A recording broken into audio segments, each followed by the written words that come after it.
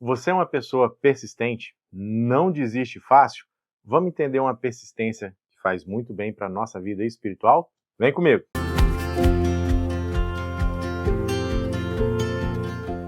E aí, meus saleiros e minhas luminárias, tudo certinho com vocês? Bem-vindos ao canal Vira Crente. Aqui você encontra a lição de uma maneira simples e fácil e você é muito bem-vindo.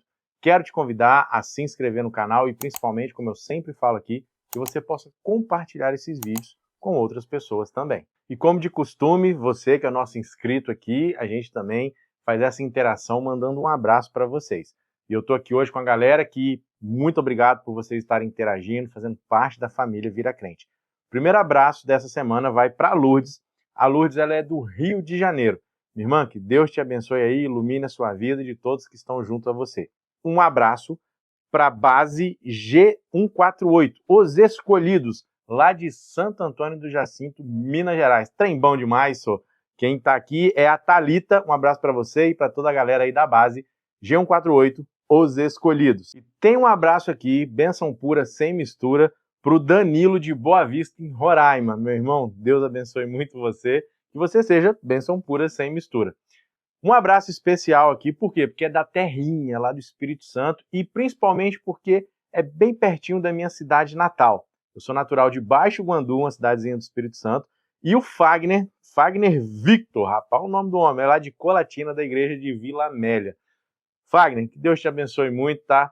Sou natural aí de pertinho de você, e ele é professor da classe de jovens, e para honra e glória de Deus, os vídeos têm ajudado aqui, conforme ele fala, que você continue sendo bênção aí para os seus jovens. Meu irmão, um abração para você. E além do Fagner, também tem outro abraço lá para a terrinha, para o Hernandes, o Nando. O Nando, ele é um grande amigo, foi nosso regional de desbravadores, a gente fez muita coisa bacana com desbravadores lá na cidade de Serra, no Espírito Santo. Nando, um abração para você, meu irmão. Saudade de vocês também, uma hora a gente aparece por aí. E um abraço também para a Gisélia, lá de Salvador, capital da Bahia. Um abraço, minha irmã, minha luminária, que Deus abençoe muito a sua vida. E, para finalizar, nós temos aqui o Maurício, lá de Abaetuba, no Pará, a igreja de Algodoal 2. Algodoal 2. Maurício, um abraço para você também, meu saleiro, que você seja sal realmente por onde você passar. Bom, então agora vamos para o estudo da nossa lição. Persistentes na oração é o título que nós temos, e o nosso texto-chave está lá em Lucas, no capítulo 11, dos versos 1 até o verso 13. O que a gente tem nesse capítulo? Dá uma lida, eu só vou aqui fazer um resumo do que é. Nós temos ali o Pai Nosso, e Jesus conta uma parábola de um amigo que vai à casa do outro à meia-noite. A gente vai falar sobre isso daqui a pouquinho. Mas dá uma lida no texto, como eu sempre falo, é muito importante nós lermos o texto, nós pegarmos o título para compreender a tirinha. Dá uma olhada comigo na tirinha agora. Tirinha bem simples de nós compreendermos.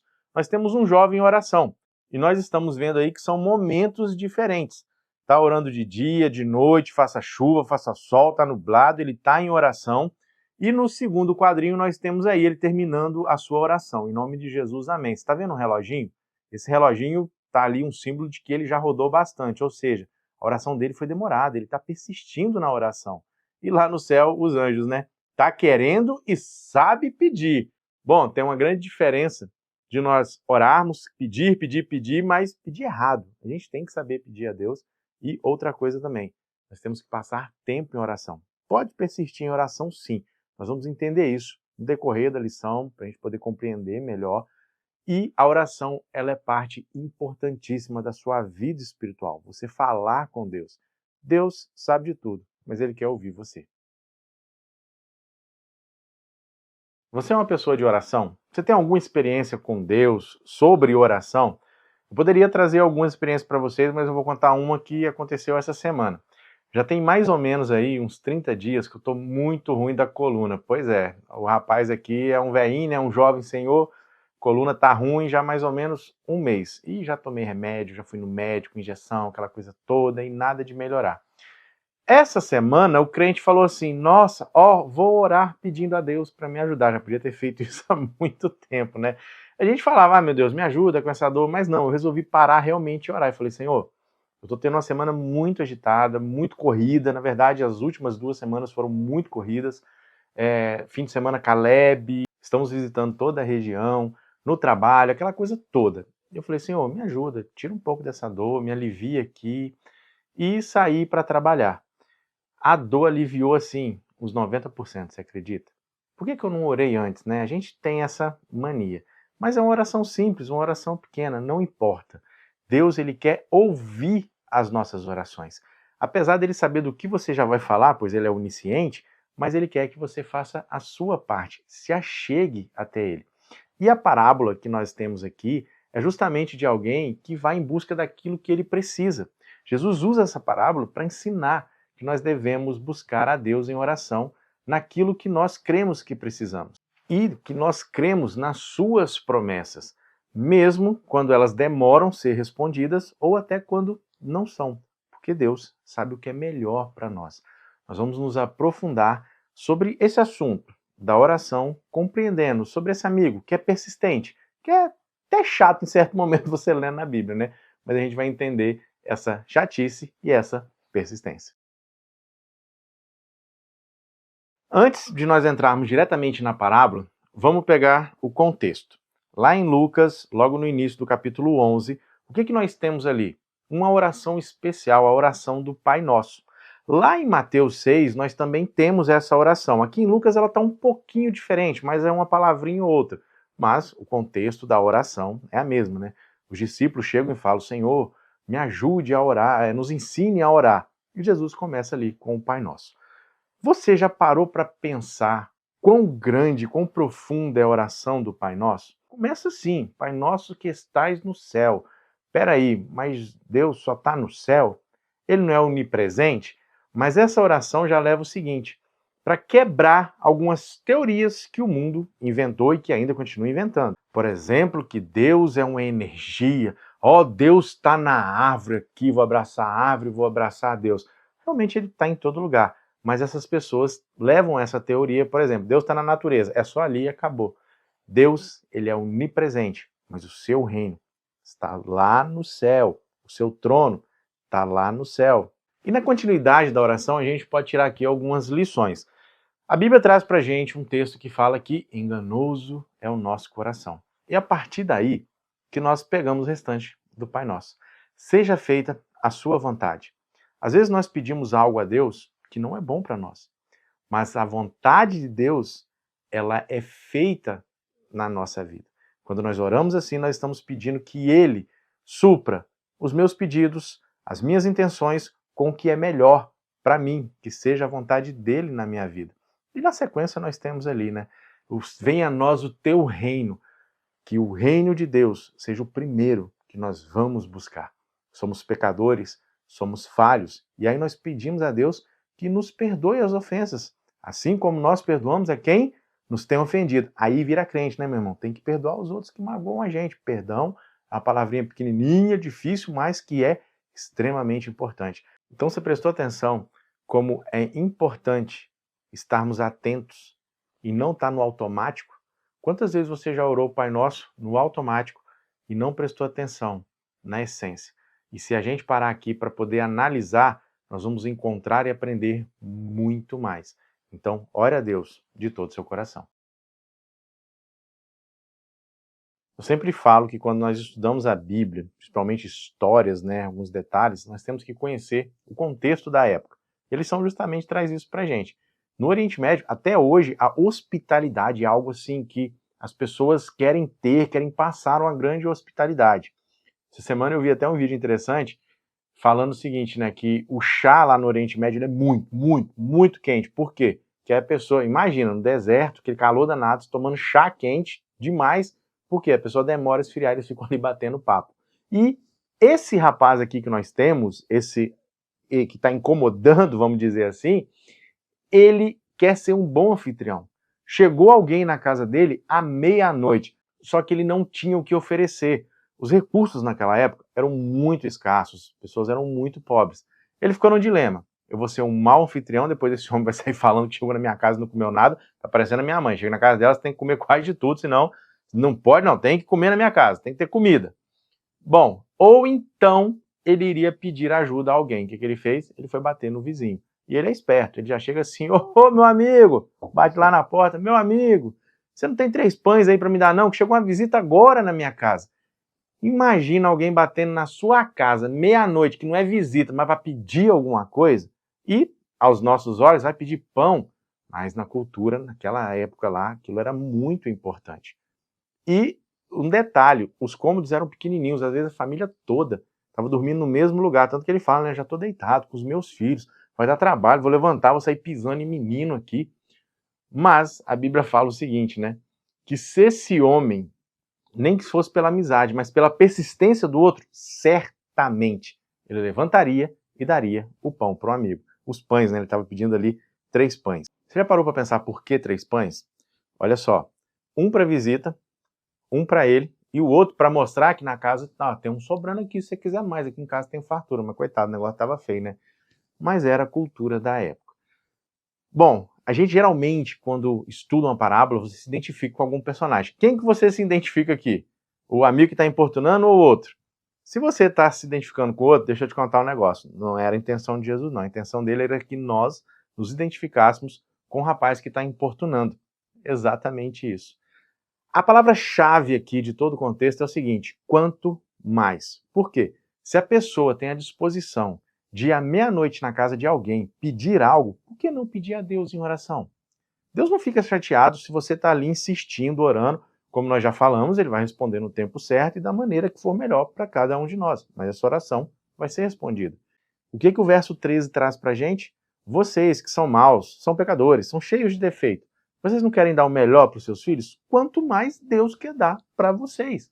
Então, meu querido jovem que está aqui, não tenha medo de orar, não tenha medo de abrir o coração a Deus, mesmo que seja nas mínimas coisas, nas pequenininhas. Você começa com as pequenininhas e daqui a pouco você está falando com Deus que você nem vai ver o tempo passar.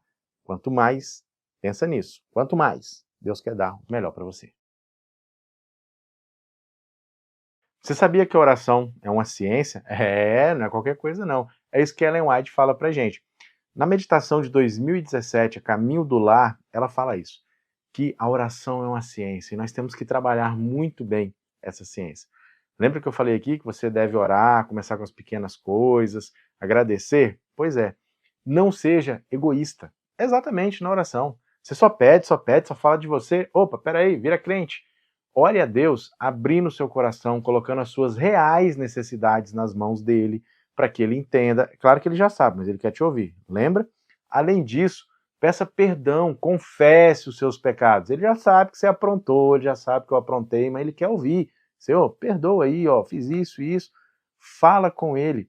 Conte as bênçãos que você recebeu dele. É até interessante, né? Ele me deu a bênção, ele já sabe, eu vou falar, claro. Fale para ele e conte que você abençoou outras pessoas também com essa bênção. Você está vendo como a oração acaba ficando algo assim bonito, gostoso e informal? Tem gente que tem medo de orar porque algumas pessoas colocam que Deus é aquele Deus distante, lá longe, num trono ocupado, né? Não, mas ele é um Deus que está pertinho de você e quer te ouvir. E outra coisa, a gente está falando aqui de persistência. Esse rapaz aqui da oração, ele insistiu. E o outro lá, o dono da casa, cortava ele toda hora, mas ele insistiu até que ele conseguiu o que ele queria. Talvez você vai falar assim, nossa, mas já pedi a Deus e até agora nada. Quem sabe Deus está provando a sua fé para ver o quanto você é persistente, para ver o quanto você vai confiar nele. E dentro desse contexto eu vou trazer para você aqui agora a nossa palavra da rede semântica, persistir. O que você pensa ao olhar para essa palavrinha aí, dentro do contexto que nós estamos estudando? Pergunta aí seu pai, sua mãe, pergunta aí seu filho, pergunta seu marido, sua esposa, seu namorado, pergunta aí. Eu perguntei a minha esposa e ela deu uma palavra aqui para mim que eu vou falar a palavrinha dela, tá? Vou colar dela hoje, não tem problema não que ela deixe. Persistir, acreditar. Devemos acreditar que a bênção, que aquilo que nós estamos pedindo vai chegar. Talvez não chegue da maneira que nós estamos esperando, mas vai chegar da melhor maneira para a nossa vida espiritual. Então, persistir, acreditar. Acredita, meu jovem? Eu sou o caminho, a verdade e a vida. Ninguém vem ao Pai senão por mim. Quem disse isso? Jesus. Aí tá ligado, hein? Tu é crente, hein? Isso mesmo, Jesus. O que ele mostra aqui? Que é ele que nos liga ao Pai.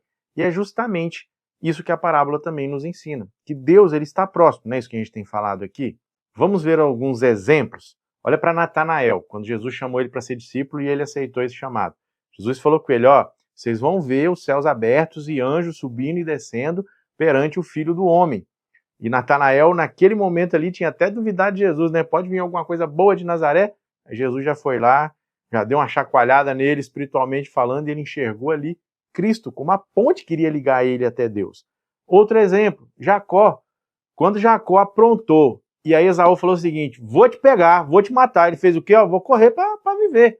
E na fuga, ele dorme lá na pedrinha, ele sonha o quê? Com uma escada, que anjos subindo e descendo. Essa escada é Jesus Cristo. Ele nos liga até o céu.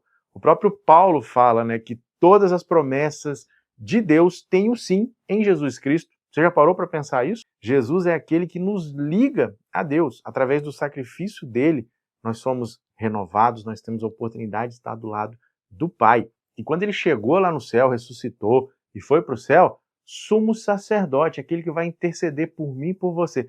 Você está ligado que o nosso sumo sacerdote é Jesus Cristo, o cara que intercede por nós é Jesus Cristo? Já parou para pensar isso? Em nome de Jesus, nós estamos pedindo o nome dele, é ele que está assinando lá esse pedido especial. Mais do que um sumo sacerdote, é o Deus, é aquele que veio, se tornou homem, passou pelas tentações que você passa, passou pelas dificuldades que você passa, e ele entende tudo. Então, quando nós oramos, colocamos ali nas mãos dele, ele está falando o seguinte, meu filho, te entendo e vou levar isso aqui para o Pai, e vou mostrar tudinho para ele. Gente, é muito além do que a gente só lê ali aquela coisa na Bíblia, Jesus morreu, Jesus é sumo sacerdote. A gente para pensar em tudo isso, é muito especial, é fantástico, eu não sei você, mas eu fico muito feliz, empolgado, entendendo o que Cristo fez e faz por mim. Acredite nas promessas dele, confie e ore, se coloque aos pés dele. Ellen White fala que a oração é o nosso respirar. As suas orações são cheias de sentimento ou cheias de fé? Você sabia que é bem diferente? É como norte, sul, leste, oeste, são muito distintos. Às vezes nós colocamos nas nossas orações mais sentimento do que fé. Cristo nos dá algo especial para a gente ter um pouquinho mais de fé, para a gente poder crer que Deus vai cumprir todas as promessas nas nossas vidas, promessas especiais dele para o melhor para a nossa vida. Lembra disso? Como que se inicia a oração? Pai Nosso. Jesus fala o seguinte, olha, vocês podem chamar ele de Pai. Assim como um pai dá as coisas para os filhos, ele quer dar o Espírito Santo para você, já falamos esse texto aqui. E assim como um pai, quando você aí pediu alguma coisa para o seu pai, às vezes ele falava, não, espera um pouquinho, meu filho, agora não é a hora. Ou então ele falava, não. E depois, ou então ele dizia sim para você. A oração nunca vai ficar sem resposta. Deus vai responder para você. E vai responder no momento certo, você tendo fé. Às vezes os nossos sentimentos nos atrapalham.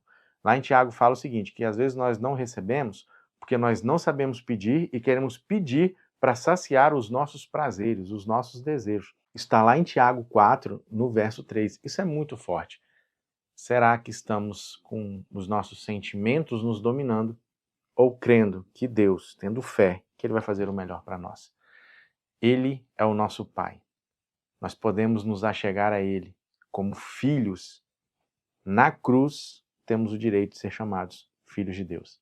Jesus, lá na oração, ensina como? Pai Nosso. Então, meu jovem, que você possa ser persistente nas suas orações, que você possa abrir o coração e que você possa mudar a sua oração. Eu falo o seguinte, que muitas vezes nós nem estamos mais orando, infelizmente. As nossas orações têm virado rezas. Que você possa confiar em Deus, que você possa abrir o coração. Lembra que eu falei lá no dia de quarta-feira, como orar, como falar com Ele? Coloque isso em prática. Seja persistente, não desista, que Deus vai te abençoar e vai cumprir as promessas na sua vida. Um abraço para você, meu saleiro, minha luminária. Espero você aqui semana que vem. Fui!